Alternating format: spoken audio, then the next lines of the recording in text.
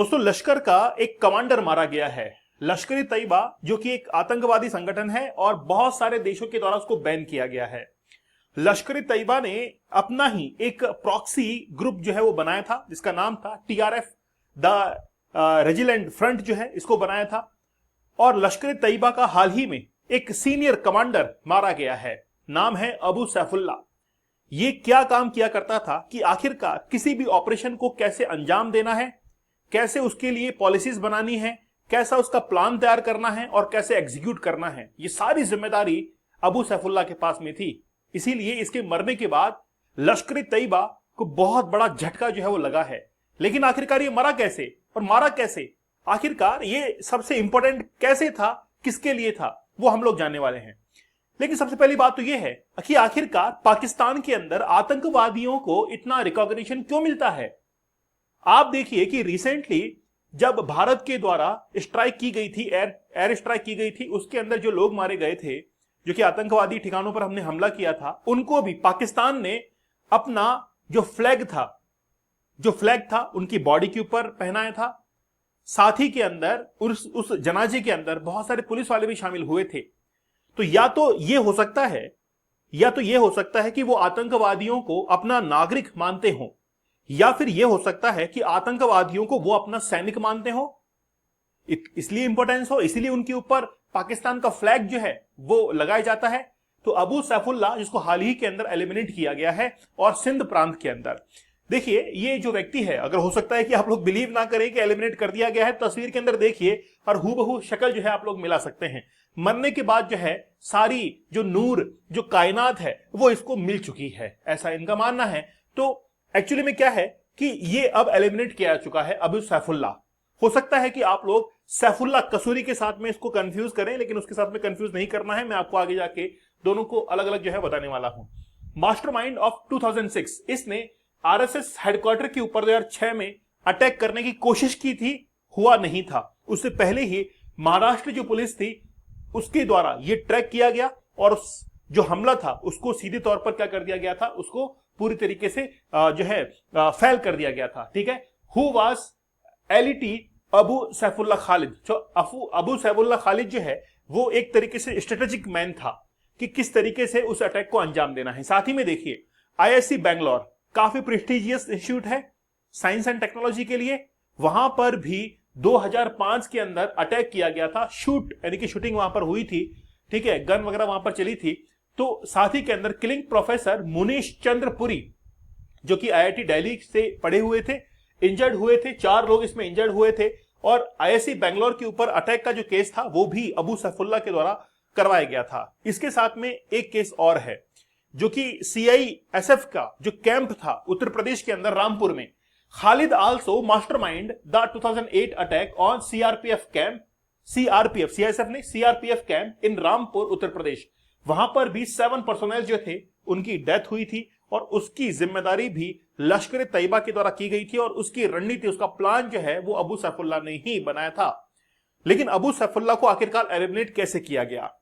देखिए रिसेंटली आप लोग को पता होगा कि बलूचिस्तान जो कि आजाद हो चुका है, आजाद हो ही चुका है। मीर बलोच जो कि बलूचिस्तान का नेता है, उसने ही एक्स प्लेटफॉर्म पर इसको शेयर किया, फेसबुक पर शेयर किया कि अबू सैफुल्लाह जो है वो मार दिया गया है। तो बलूचिस्तान के अंदर डिस्टर्बेंस चल रहा है। रिसेंटली अब आपने देखा होगा कि सिंध प्रांत के अंदर भी वहां पर अलग होने की, अलग देश बनाने की मांग चल रही है। तो बलूचिस्तान ले लीजिए, सिंध ले लीजिए, खैबर पख्तून ले लीजिए, अफगानिस्तान के साथ में कॉन्फ्लिक्ट चल रहा है क्योंकि वहां पर इंटरनेशनल बॉर्डर जो है वो क्लियर नहीं है। साथ ही के अंदर जो चाइनीज नेशनल्स हैं उनके ऊपर जब अटैक होता है पाकिस्तान के अंदर, वो भी एक बहुत बड़ा कारण बना हुआ है। तो पाकिस्तान के अंदर हर तरफ से आज डिस्टर्बेंस क्रिएट हो चुका है।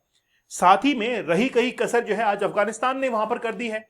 अफगानिस्तान ने यह कहा है कि हमारा जो पानी है उसको हम लोग अपना खून से बढ़कर मांगते हैं। तो खून से बढ़कर जो है हम लोग उस पानी को मानते हैं। तो अफगानिस्तान ने कहा है कि हम लोग यहां पर डैम बनाएंगे और ये जो कुनाल रिवर है इसका पानी अब पाकिस्तान के अंदर नहीं जाएगा। तो भारत ने इंडस रिवर की जो ट्राइब्यूटरीज हैं उनका पानी तो रोका ही था। अफगानिस्तान ने कह दिया है कि हम भी जो है अब पानी को रोकने वाले हैं। तो अब पाकिस्तान के लिए मुसीबतें जो है वो काफी हद तक बढ़ चुकी हैं। ठीक है, तो सीआरपीएफ के कैंप के ऊपर 2008 के अंदर अटैक किया गया था खालिद के द्वारा। In the mid 2000s Khalid was in charge of LET Nepal. अब एक्चुअली में क्या है नेपाल मॉड्यूल क्या है? नेपाल में रहते हुए, भारत की टेरिटरी से बाहर रहते हुए भारत के अंदर लश्कर तैयबा की कैसे प्लानिंग करनी है, कहां पर आतंकवादियों को रहना है, कहां से असला बारूद उनको इकट्ठा करना है, ये तमाम प्लानिंग जो है वो कौन करता था? अबू सैफुल्लाह करता था।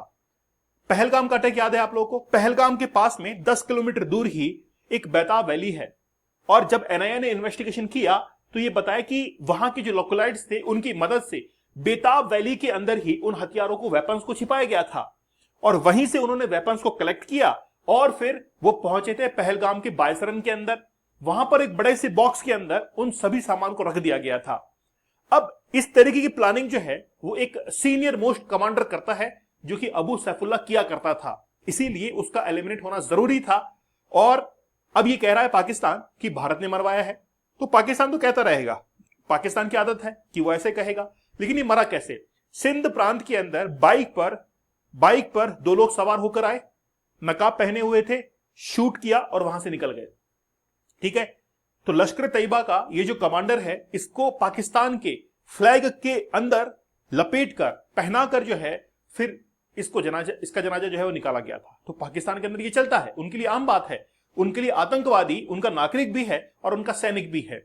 ठीक है, तो अबू सैफुल्लाह जो है वो मार दिया गया है। जिस समय मैं लेक्चर को बना रहा था आप लोगों के लिए, उसी समय एक खबर और आ रही थी कि जो लश्कर तैयबा का को फाउंडर है अमीर हमजा, सुना होगा आप लोगों ने नाम, बहुत फेमस नाम है, हमजा है ना, सुना है ना, हमजा, उसको खमजा होने वाला है। वो कैसे? क्रिटिकली इंजर्ड हुआ है लश्कर तैयबा का को फाउंडर अमीर हमजा, जो कि हॉस्पिटलाइज किया गया है लाहौर के अंदर। तो ये भी जो है अब जाने को है, मतलब ये भी अपने नूरों के पास में जा सकता है, इसको भी दिलासा दिया गया होगा। लेकिन हो सकता है कि आप लोग सैफुल्लाह कसूरी के साथ में इसको जो है मिक्स कर सकते हैं। सैफुल्लाह कसूरी ये कौन है? अबू सैफुल्लाह जो कि मारा गया है, और यह है सैफुल्लाह कसूरी। सैफुल्लाह कसूरी जो कि अनंतनाग के अंदर जन्म हुआ इसका, और फिर वहां से निकलकर ये जाता है पाकिस्तान के अंदर और वहां पर टेरर कैंप के अंदर ट्रेनिंग लेता है, और अभी टीआरएफ का हेड बना हुआ है। टीआरएफ क्या है? द रेजिलेंट फ्रंट, जो कि लश्कर तैयबा का एक प्रॉक्सी ग्रुप है, जिसको 2019 के अंदर बनाया गया था, और 2021 से लेकर 2025 तक अभी वो भारत के अंदर काफी एक्टिव है। और पहलगाम का जो अटैक हुआ था वो किसके द्वारा करवाया गया था? अबू सैफुल्लाह के द्वारा ही, यानी कि सैफुल्लाह कसूरी के द्वारा ही करवाया गया है। तो ये व्यक्ति जो है वो दूसरा है, आप लोग कंफ्यूज ना हो, इसलिए मैंने इसको भी जो है इसके अंदर बता ही दिया है। अब हम लोग आते हैं टू द पॉइंट कि आखिरकार इसको मारने से लश्कर तैयबा कितना जो है वो टूट सकता है। देखिए, लश्कर तैयबा संगठन जो है वो कैसे चलता है। अच्छा, आप लोगों को IC-814 प्लेन की हाईजैकिंग पता है? सन 1999 के अंदर हुई थी, उसके बाद में ही लश्कर तैयबा बना है। तो हाफिज सईद, मसूद अजहर ने बनाया इसको। तो लश्कर तैयबा को बनाने के पीछे रीजन ये था कि हम लोग भारत से बदला लेंगे, खास तौर पर कश्मीर को आजाद कराएंगे, ऐसे जो है इनके प्रिंसिपल्स हैं।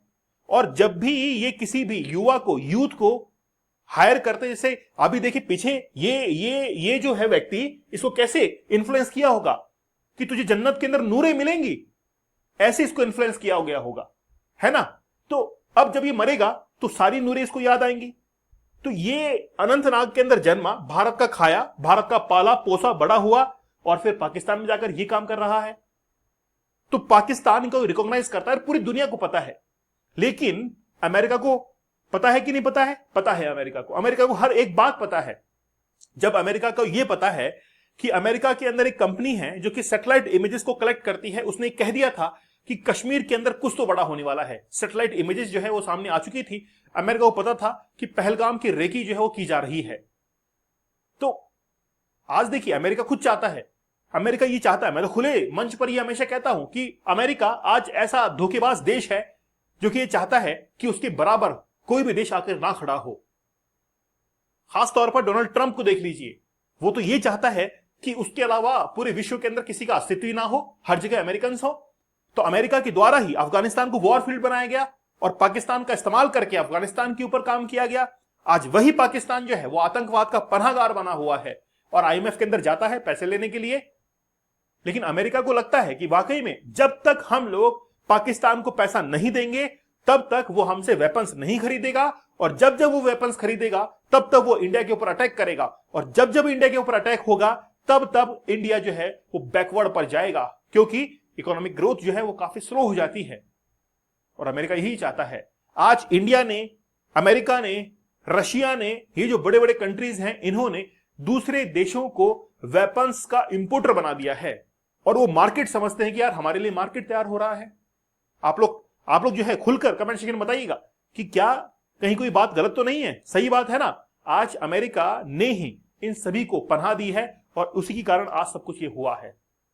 ठीक है, नहीं तो अमेरिका कहते था, अमेरिका जो है बलूचिस्तान के बारे में आकर कहता कि यार जब पहले ये देश आजाद था तो जबरदस्ती क्यों आपने इसको जो है प्रोविंस बना रखा है, अलग करो, इसको अलग देश घोषित कर दो। लेकिन अमेरिका कुछ नहीं बोलेगा, वो नहीं बोलेगा, क्योंकि उसकी इंटरेस्ट की बात नहीं है ये।